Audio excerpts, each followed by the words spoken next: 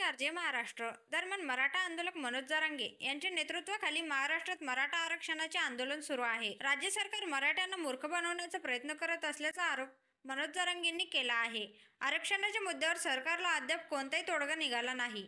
त्यामुळे मराठा समाज आज मुंबईच्या दिशेने कूच करणार आहे. मनोज जरांगे यांनी सरकारला दिलेला अल्टिमेट संपला आहे. त्यामुळे ठरलेल्या निर्णयानुसार ते आणि मराठा समाज आज मुंबईकडे कूच करणार आहे. दरम्यान आज सकाळी मनोज जरांगे यांनी पत्रकार परिषद घेतली. 26 मनोज जरांगे मुंबईत आमरण उपोषण करणार आहेत.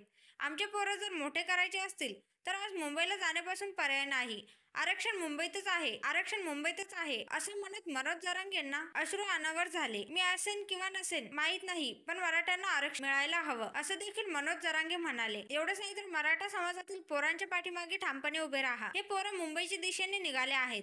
मायबाप मराठ्यांना विनंती आहे. 9 वाजता सर्व पोरं मुंबईच्या दिशेने निघणार आहेत. 26 तारखेला मुंबईला राज्यातील सर्व मराठ्यांनी मुंबईत यावं. माझे शरीर मला साथ देत नाही. मी असेन किंवा नसेन मला माहिती नाही, पण समाजाची एकजूट फुटू देऊ नका. दरम्यान करोडोच्या संख्येने मराठा समाज एकत्र आला आहे. 300 पेक्षा जास्त बळी गेले. आई बहिणीच्या कपाळाचं कुंकू पुसलं गेलं.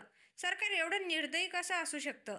ज्या मराठ्यांनी गादीवर बसवलं त्यांनाच नोंदी असूनही आरक्षण मिळत नाही, हा अन्यायाचा कळस झाला. दरम्यान आपल्या पोरांच्या नरड्यावर पाय देण्याचं सरकारने ठरवलं असेल तर यांच्या राजकीय करिअरचा सुपडा साफ करू असा इशारा देखील मनोज जरांगेंनी यावेळी दिला आहे.